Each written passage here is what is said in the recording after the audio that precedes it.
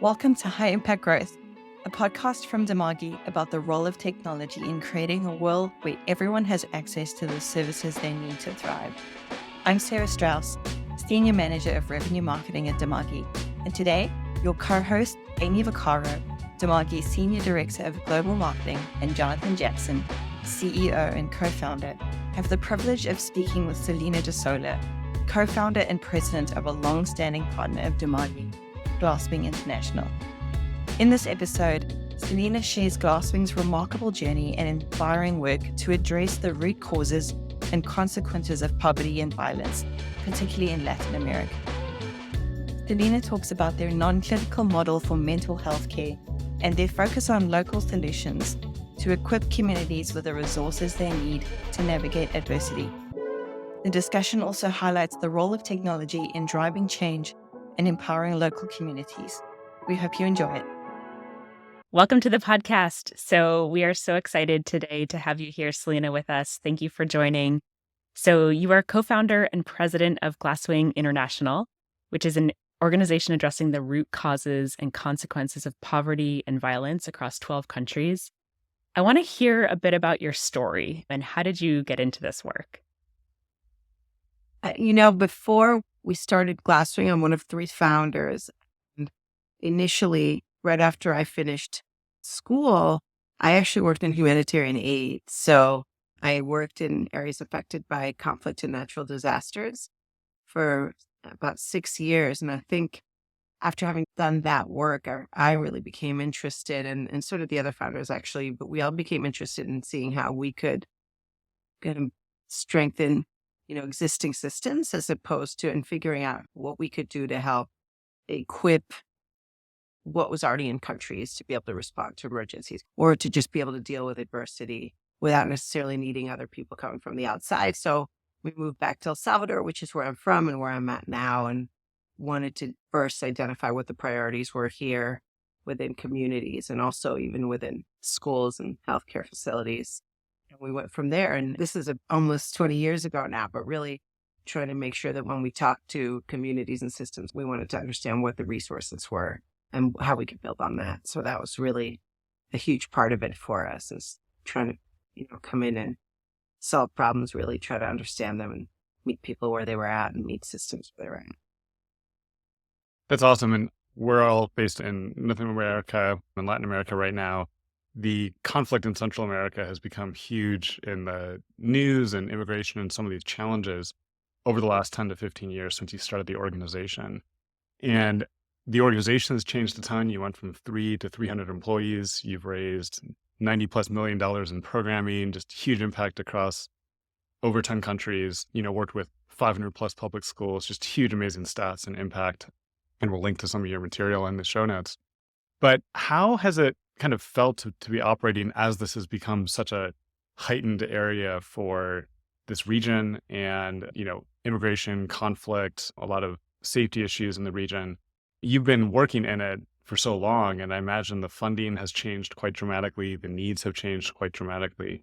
But you've always focused on local solutions, which is also now very popular. Probably wasn't as much when you first started. So I'm just curious from your journey, how has it felt, starting from that founding stage and the changes you've gone through over the last 15 years? It's been a lot of changes, right? I think you just move as you go. A lot of times we never said, let's develop a business plan and start an organization. It was it really grew organically. I think that for us, we started volunteering, literally, that's how it started, right? Ken, one of the other co-founders, would just start volunteering in public schools and figuring out what kids needed and what their priorities were. And I think one of the things that's helped us is to be really agile and flexible, really keep that mantra of being responsive, and that not just responsive to people, but also contexts. There's definitely been, huge increases for periods of time in the rates of violence and community violence. And then it would get better and then it would get worse. And like you said, Jonathan, it kind of spurred an increased rates of out-migration, forced migration, because there's always been a huge relationship of migration from the United States, but this is being forced to leave because of the circumstances. So as an organization that, we started in El Salvador and now we've expanded throughout the region, there are a lot of nuanced differences across countries. And then we also wanted to identify opportunities to be able to, work with different partners, say funding partners included, not just communities. So a lot of it's also been looking at, okay, what are the priorities that we're identifying in conversations with the communities and institutions that we're working with?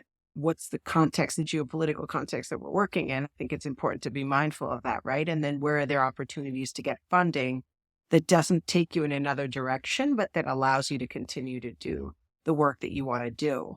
And I think kind of the confluence of all these different things is what's made it challenging, but also exciting because it's not very predictable. So I think that responsiveness, even though sometimes it's harder, it's also worked to our favor.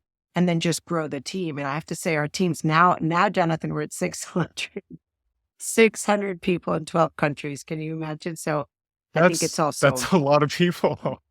Yeah, it's a lot of people. So it's also building a team, right? Like we have a lot of people who used to volunteer with us who have worked for us and over the years have just changed in their leadership roles. But I think that's been super important, like building a team that is really aligned in terms of how we see our role, right? And not always being protagonists of everything, but really trying to figure out how to kind of also get out of the way, especially like how do we learn from our work with communities to then meet with policymakers, that kind of work, for example. You don't want to be like front and center about it. It's more about being constructive. And again, with all the political changes and also the context of violence and risk, it's this like dance of where you can be as constructive and purposeful as an organization as possible without being politicized or without being put in situations that can compromise your integrity as an organization. We've had the pleasure of being at a couple events together and getting to know each other over the last year, but you were already famous to us as Glasswing for your world-renowned work in mental health. And I know you've done a lot of amazing iteration, just working with local partners to figure out what can work with the resources that are available. I'd really love to just dig in and hear more about the model. I know you have a TED Talk on this that we can link to as well. But just for our listeners, that model, where it came from, and kind of what the theory is of how your specific model works in the extremely difficult context, that you mentioned you work in. Thank you so much, Jonathan. I don't know about world famous, but thank you. We've been working on this for a long time. Famous to us, Celina. I think a couple things, right? I think mental health, one thing we did know from the beginning, because it's fact, right? There aren't enough human resources to specialize mental health human resources globally.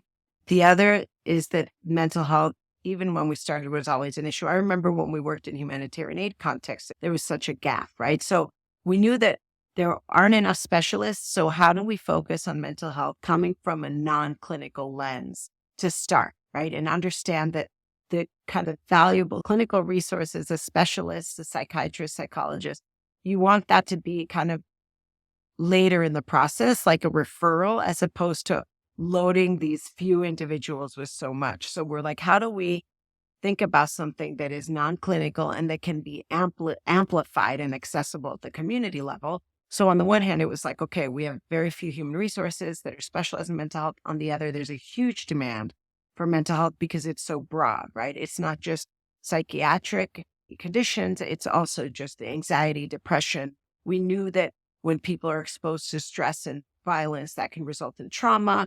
And when people have the exposure to stress and trauma, and when they have trauma, that also affects their behavior and their well-being. So we wanted to figure out how to balance those when there was such an extreme difference, like what's available and the demand for it. So we started looking at how we could do non-clinical training at the community level. And we were looking at it in a school context. So we started with schools looking at restorative practices, community cafes, working with parents, with students. We started with well-being committees in the school that were comprised of students, teachers, and parents. So we were looking at the school as a unit because we knew that that was really important. And then we were looking in the health setting. And in the health setting, we had people who had arrived in the hospital as a result of some sort of violent injury. So we looked at both of these contexts, and given the fact that the referrals were so limited, what could we do? And that's what we started figuring out, how we could develop content that we could use to train existing government employees, right? That third context that we were looking at actually is with law enforcement, because we knew that there were really complex and adverse interactions between law enforcement and young people in particular. So we're like, who is the community interacting with on a regular basis? And these three systems for us, aside from child protection, judicial, and all that, were the key institutions. So we started developing content to train within these three systems existing employees in two things. One is self-care, like how to care for themselves and how to manage stress and trauma in themselves. So then they could be better equipped to provide better services. So it was like, how do we get to the most people? Through systems. And how do we do it in a non-clinical way? So you don't have to put everybody through school again, right? Psychology or psychiatry.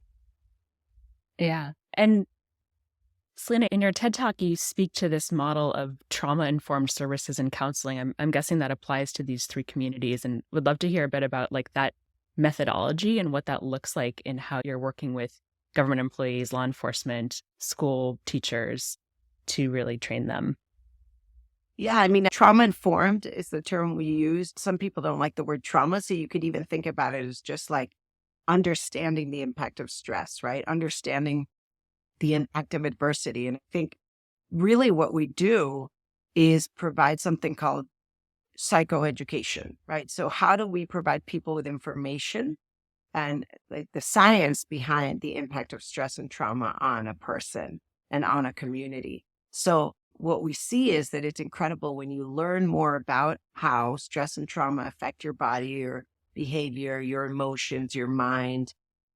Then you're able to understand what's happening to you physically, understand why you interact a certain way. We can all relate to this. If you've had a horrible day, then you go home, to your house and maybe you're super cranky or you just hate yourself for it, right? And it just perpetuates sometimes. And I think just taking that to the next level when you're exposed to really extreme situations, that can get, worse and worse. So I think that understanding does a couple things that are pretty transformative. One is it separates your behavior from who you are as a person. So you understand that your behavior is separate and you can change that. So that's really empowering. The other is you have information about it. So you start understanding yourself better and why you're reacting and that your reactions are a consequence of some sort of stimulus. And then also the tools to manage that in yourself is mindfulness, breathing, meditation, taking a walk outdoors. So then we provide tools also to manage that. And then once we provide that kind of basic trauma psychoed training, then we have other levels of training for interventionists and then other trainers. But it does start with this base of knowledge that everybody in any community can really be part of creating an ecosystem that's more conducive to healing and to resilience. And that's what we liked about it. It's like this democratizing of knowledge, right, and of access to information that can help you and your communities thrive. I love that idea of like, it has to start with yourself, right? Like you really can't learn any sort of super valuable intervention unless you're addressing your own personal sense of well-being. And Celina, the idea that you mentioned around that separation of your behavior under conditions of stress from who you are, I think we can all, reflect on wanting to be better parents, better partners, better leaders, better managers. And that is such a critical area. And it's easy to kind of say that when you're in a moderate stress environment, or we're talking about like a normal workplace, but you work in areas of deep amounts of stress, violence and forced migration and so many other hardships. To me and to a lot of others, it can sometimes be like, well, yeah, that's mindfulness and well-being is fine if we're talking about like meditating in your yoga studio, but like, does that really work in these areas of deep stress? And I'm curious, how you think about that. How do these techniques work? Do they work in all environments? Do they need to change based on the levels of stress and trauma that are present in communities? Because, we've been in private discussions around this too with some of our fellow social entrepreneurs. Like, it can feel overwhelming sometimes to be trying to talk about managing stress and managing trauma and like a humanitarian crisis, where you have food insecurity, housing insecurity, conflict. How does that work? Yeah, I think everybody has different strategies for coping. So I think it's also understanding that for some people, it may be going to a church. For some people, it may be just taking a moment alone, listening to music. So I think that it's super important not to be prescriptive about the tools that we provide people with. But even before that, one is, and what you said, Amy, you can't pour from an empty cup. So one is understanding that supporting the people who are providing care is absolutely necessary in any society, in any community, in any system. Because the same stressors that may be faced in these communities are very likely faced by the teacher, the nurse, the doctor. So that's really important. And in terms of the tools for managing stress and trauma, I think understanding the science before applying or trying to use those tools in your own life, I think is really helpful. That's what we've seen. So, for example, if we're training a group of law enforcement officers, the entry point isn't necessarily, okay, let's do a mindfulness exercise, right? I think it's really understanding the brain. And so we have these analogies in the training of like the unconscious and conscious brain, but in ways that are really easy to understand. We have this analogy of like a rider on an elephant and kind of what is your fight, flight, freeze versus your critical thinking or your decision making, and how do you balance those, and how do you work in a way, one is being non-judgmental, like understanding that you are built to survive so that your reactions are actually reactions that evolved over millions of years. Like this is the way you're supposed to react to something that's menacing, a threat, a danger. It's just that over millions of years, sometimes those reactions aren't adapted to the new environment, so to speak. So it's kind of understanding that your body's trying to protect you. So if we understand that your body's trying to protect you with less judgment, what tools do we need to then help manage that and help navigate that and help regulate again? And the non-judgment is really important. And then I think once we acquire the tools, it's also understanding how much you can do for other people. Like, you know how much you can do for yourself, but it's also understanding that when you're trying to support other people, what our limitations are, and what kind of support we can provide based on our expertise and training. So, it's a balance of that, because sometimes in a crisis, you also want to do sometimes more than you know how to do. For example, in dealing with, suicidal ideation or suicidal thoughts, that's something that a lot of teachers are facing, or in communities. We also have to understand where the limit of our competencies are and make sure that we identify those points of referral and ideally link to the systems that do have specialists. Because I think that's another thing that's important with mental health. We have to understand where our capacities end and where we need to collaborate and make sure we team up with specialists in other sectors, perhaps, or, if we can't, private specialists, how we like systems. So especially in context of crises and with violence, like you said, one of the most important ways for particularly young people to recover from trauma is to have healthy, consistent relationships with caring adult figures. So it's not clinical necessarily, right? Sometimes it's just building those ecosystems where we can be that person for someone else. Like the caring adult figure isn't a prescription. It's something that actually really helps people and children overcome adversity too. That's great. And that linkage back to specialists is something we've heard from, multiple social innovators who have designed programs similar to yours that really leverage local community structures, local providers to add on or support mental health, and always needing to be able to escalate that, back into the limited specialized resources we do have for the cases that do need more. With the scalability of your model, I'm really curious, the ability to train, in school settings, in law enforcement settings, in a variety of different environments, in a variety of different countries. Training can be a huge issue for many programs at quality in terms of how you repeatedly train, how you do supportive supervision and things. I'm curious just to hear a bit about, how long is your training? How long do you support?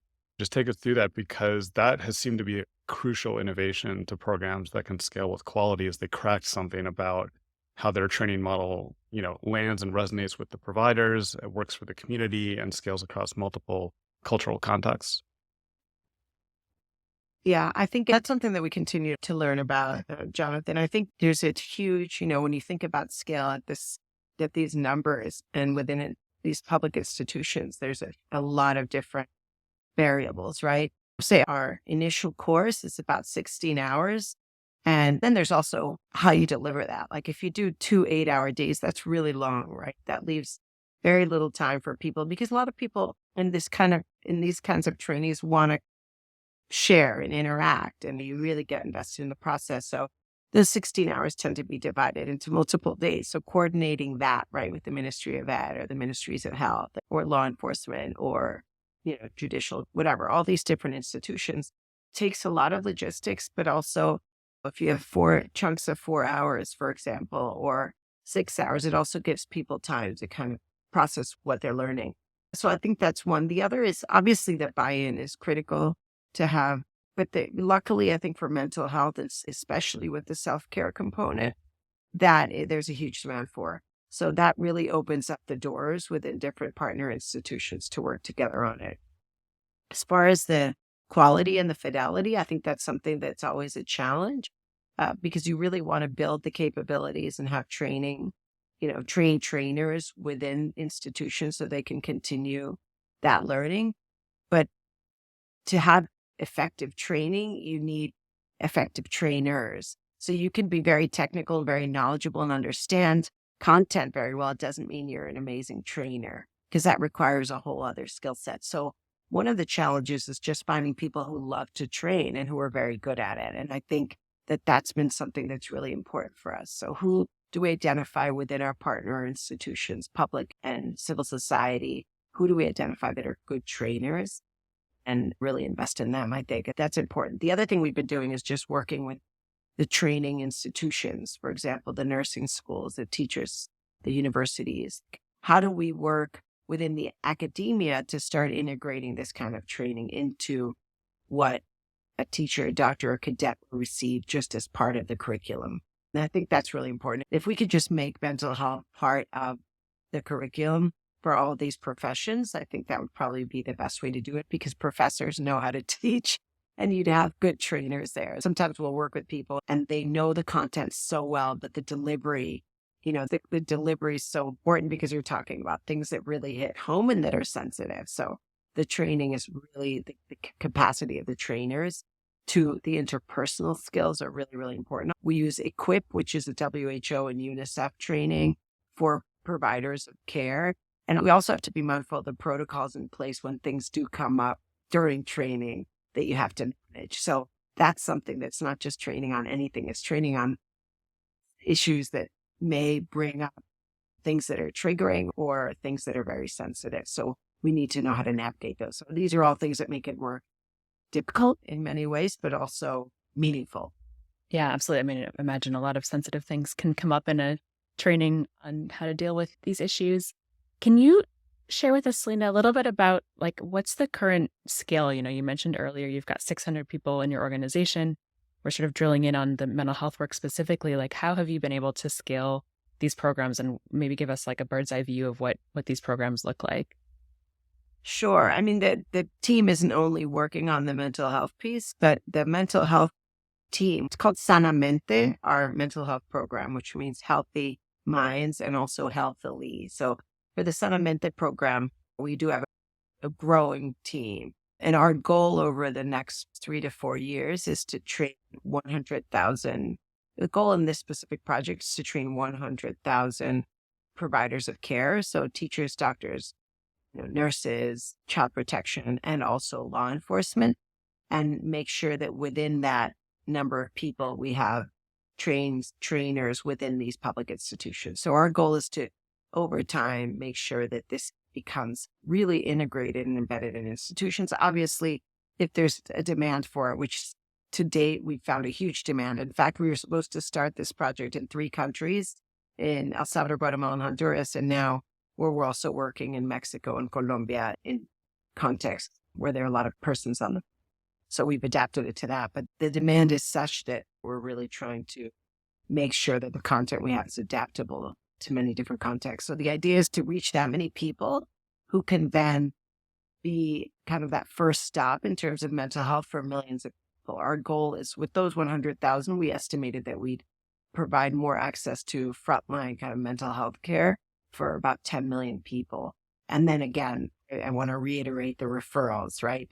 Understanding that this is just kind of a first response, so to speak, in mental health. And then in education, we have other programs as well. So our teams are working in the education space as well, recovering learning loss. Yeah, I mean, that's a hugely ambitious goal of 100,000 providers trained and reaching 10 million people. You mentioned earlier that, ideally this would be integrated into existing curriculums. And I'm curious to hear a little bit about your thinking around sustainability and long-term longevity of these programs. And, where do you see these programs going from here? Do you see a world where these programs get taken over by governments, or how do you imagine scaling this over time?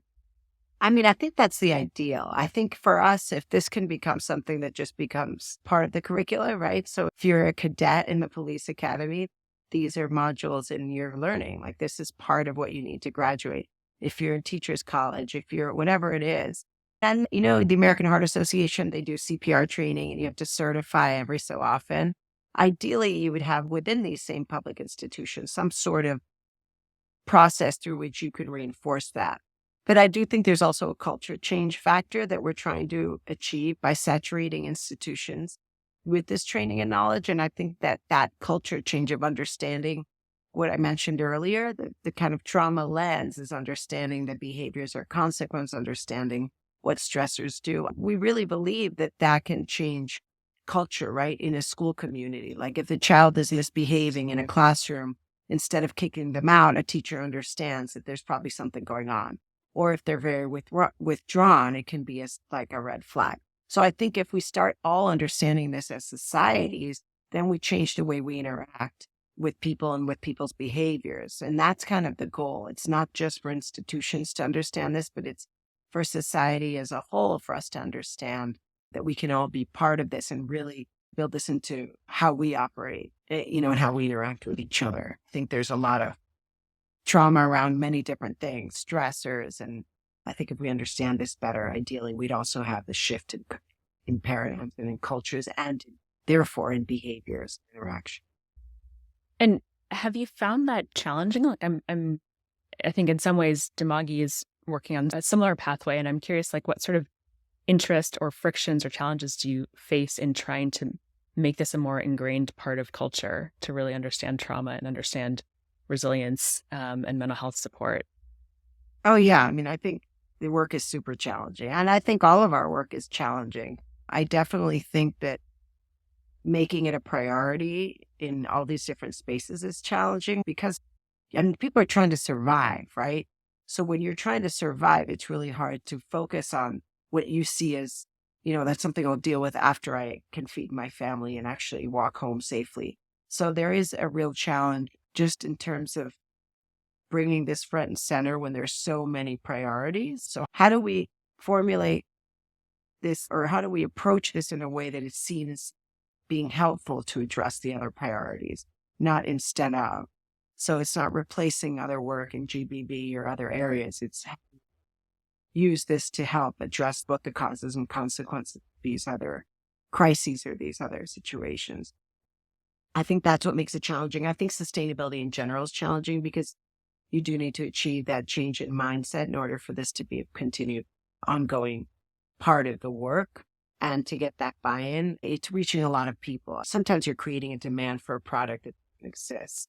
So that's a lot of what we're trying to do. And I think we're going to continue to have challenges, but I also think there's such an openness right now because people want so badly to be able to manage their stress, anxiety, and sadness. So it's a really good moment right now to do it. And it doesn't make people feel unsafe or more threatened than they already are. Gentleness that you need to approach subjects that are sensitive. Again, kind of being really mindful of those protocols. I think that's something that's really important, like knowing how to approach sensitive situations, not asking for information all the time, not questioning people, what happened, what are you feeling, but just creating that sense of safety and providing them with the information, tools, and referrals when needed. So I definitely think those will continue to be challenges. I'm waiting when we can talk to the social entrepreneurs like, oh yeah, it's super easy. The government just totally wanted to take this over. It did it, with quality and it was no problem.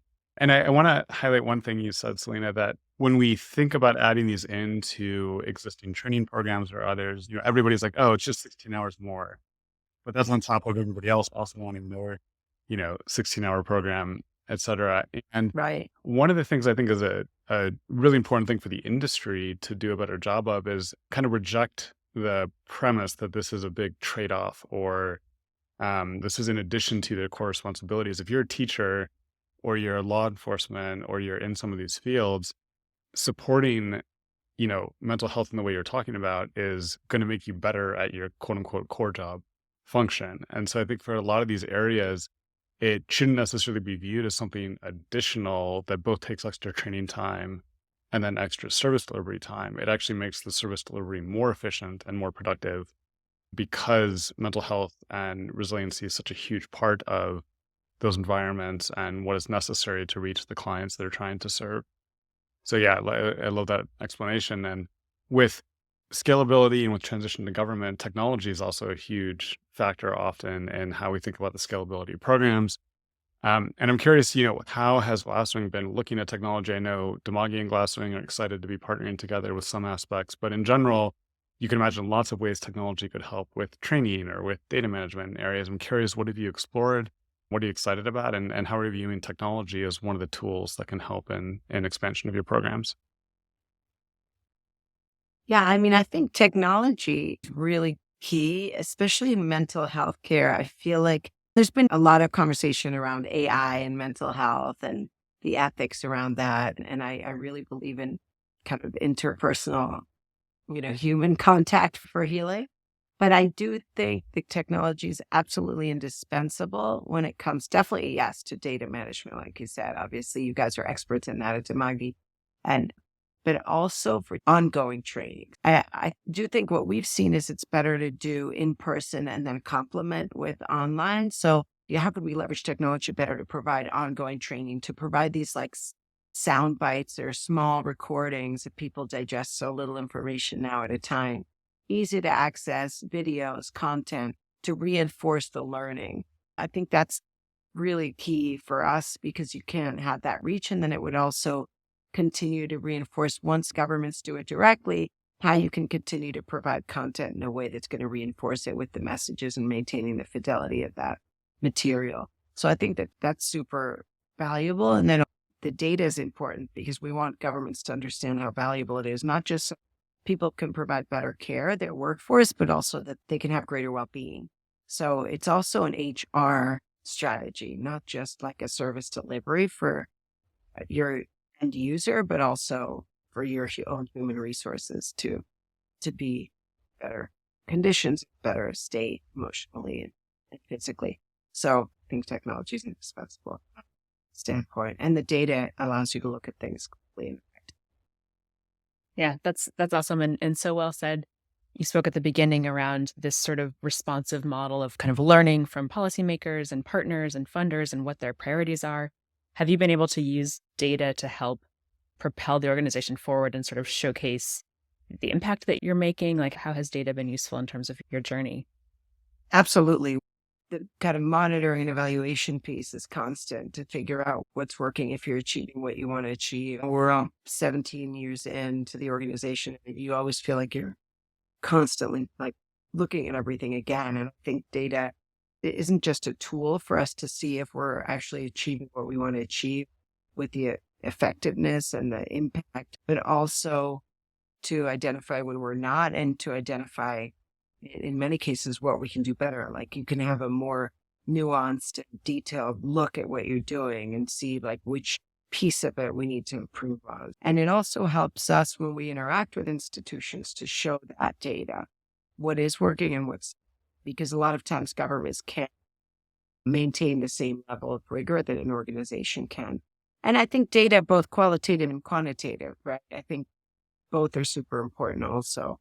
The complexity, when we talk about like ecosystems conducive to healing or to resilience, that can't always be obtained through quantitative methods, but we can combine the two. And I think that's where the quantitative methods are sometimes the most important in trying to advocate for policy or integrating something into a ministry. I mean, again, you guys are the experts in this, but I know as an organization, without having data, there's very little we can do to move the needle beyond what we implement directly. And our goal is really way beyond what we implement directly, because we understand that the public systems are the ones who are ultimately going to reach the majority of people. So we can contribute to them being better, provide services. That's really what we want to achieve. That's great. And I think that gives me an idea for a new closing question, maybe that we can maybe start asking going forward. But I'm curious, what's one thing that you really thought was going to work that you then learned kind of didn't work that well? And on the flip side, what's one thing you were kind of skeptical of and you're like, oh, wow, that worked extremely well in some of those learnings as you iterated on your program so much over these 17 years?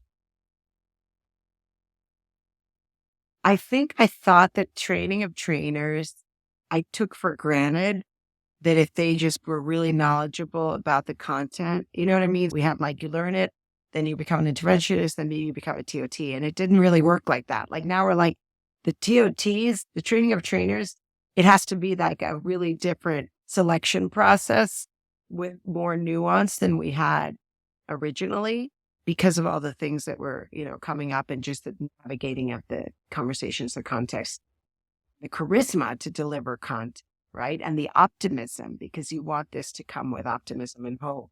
So that's one that I think I was like, yikes. And then I think on what's worked really well is it's actually really refreshing that there is a lot of demand for this. So it's almost like scary in a sense. You really hope you're doing it really well. And we're not going to know, right, for years. But there is a lot of demand for this, almost too much. And of course, it's like, everybody, who wants to do it, we say yes. And we're like, let's do it because we want to provide this for everyone. But, we'll see. But there has been a lot of demand. And I think it's the timing and also the heavy focus on self-care. So I'm surprised. We know it's going to be hard to actually integrate this into systems, but at least there's a demand at multiple levels that is exciting. It's just taking it from there to policy or to operationalizing it. That's a whole other thing. But at least there's an openness to it in all of these sectors that is really exciting right now. Now we have to deliver, right? We have to do a really good job of it. Well, you picked a great digital partner, so I think you should be all set. Exactly. I think it's a huge learning curve for those of us, and I don't know who's listening, but those of us who don't know how we can leverage technology, I think these are really important conversations to have because when it comes to data, what do I not know that I should know about how technology can actually help? Because everybody says it, but then once you start teasing it out and you work as a team, as an organization, it does take conversations to get to a place where you really understand that and can capitalize on opportunities to partner with organizations like Dimagi to figure out how to improve your work.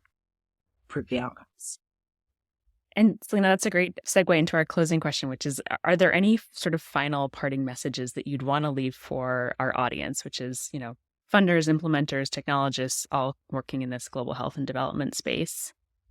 I feel like sometimes we all kind of stay in our lane. I mean, not Dimagi, you guys work with so many different sectors, but I think we need to figure out how to integrate the different things we're doing better, especially when we're trying to influence policy. In order for us to really help governments do a better job, I think that not just the consistency and transparency and really having conversation, but also instead of bringing like 20 different verticals, like we need to figure out, and I think you said it earlier also, Jonathan, how you actually bring something forward that can clearly make evident that that'll help strengthen other things and not become an additional burden.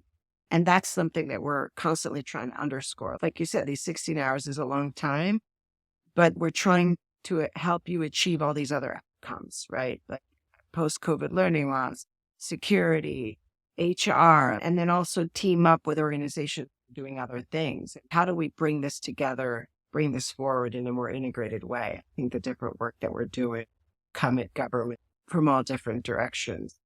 Ministry of Everybody's trying to help. It's just we got to figure out how we can be most helpful as a sector, as social entrepreneurs, as organizations.